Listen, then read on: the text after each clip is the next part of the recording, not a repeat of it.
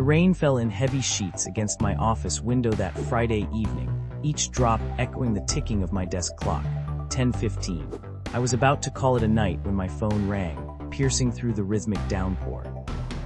Sarah Wellington's voice trembled on the other end, thick with grief and fear. Her husband, the prominent industrialist James Wellington, had been found dead in his study. Within the hour, I stood before the Wellington mansion, its Victorian architecture looming against the stormy sky. The local police had already declared it a suicide, but Sarah wasn't convinced. Something about the way his favorite fountain pen lay on the desk, she said, a detail only a wife of 20 years would notice. The study was exactly as they'd found it. James Wellington sprawled across his mahogany desk, a single gunshot wound to his temple. The supposed suicide note lay neatly typed beside him. As I examined the scene, inconsistencies began to surface.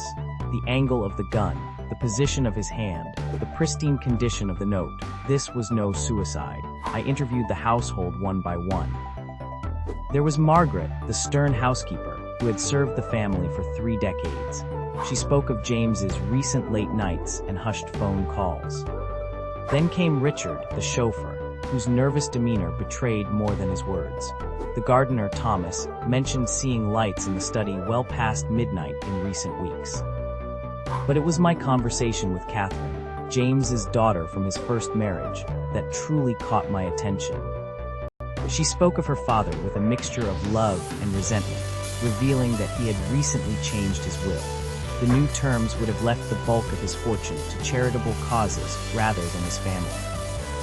The breakthrough came when I noticed something peculiar about the study's bookshelf.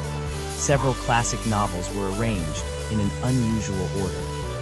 Behind them, I discovered a hidden safe containing documents that painted a disturbing picture.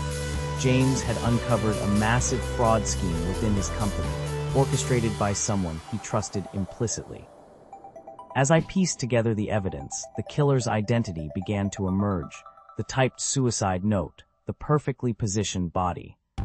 The missing security footage from that night. Each clue pointed to someone with intimate knowledge of the household's routines and access to James's private spaces. I requested a meeting with all the suspects in the grand living room. The tension was palpable as I laid out the evidence. The killer had made one crucial mistake, the fountain pen. It wasn't just Sarah who had noticed something wrong. The pen found on James's desk was a right-handed model, but James had been left-handed. Margaret's face remained impassive as I revealed how she had discovered James's investigation into the company's finances. How she had been secretly embezzling funds for years through a clever manipulation of the books. How she had used her position of trust to gain access to his study that night, staging his death as a suicide to cover her tracks. The housekeeper's composure finally cracked when I produced the evidence of her offshore accounts. She had been siphoning money for years, preparing for a comfortable retirement. When James started asking questions about the company's finances, she realized her scheme was about to unravel. That night, she had waited until the house was quiet.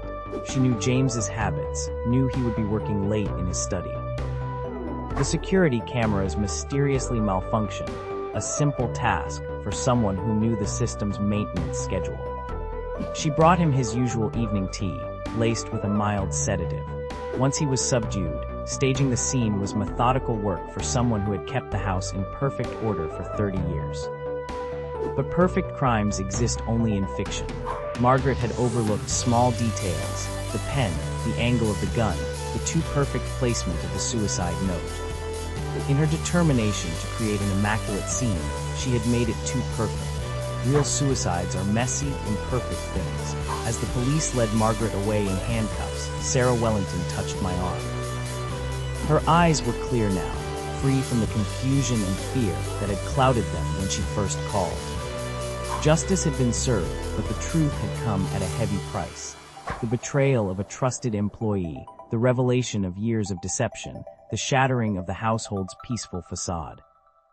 I watched the police cars disappear into the rainy night, their red lights reflecting off the wet pavement. Another case solved, another mystery unraveled. But as any good detective knows, there's always another case waiting, another story to unfold in the shadows of human nature. Walking back to my car, I couldn't help but think about how the smallest details often reveal the biggest truths. A fountain pen, a misplaced book, a perfectly typed note in the end. It's these tiny inconsistencies that bring even the most carefully constructed lies crumbling down. The rain had finally stopped, leaving behind a world washed clean. But I knew better than most that beneath the gleaming surface of any situation, darkness could lurk. It's my job to shine a light into those shadows, to find the truth hiding in plain sight.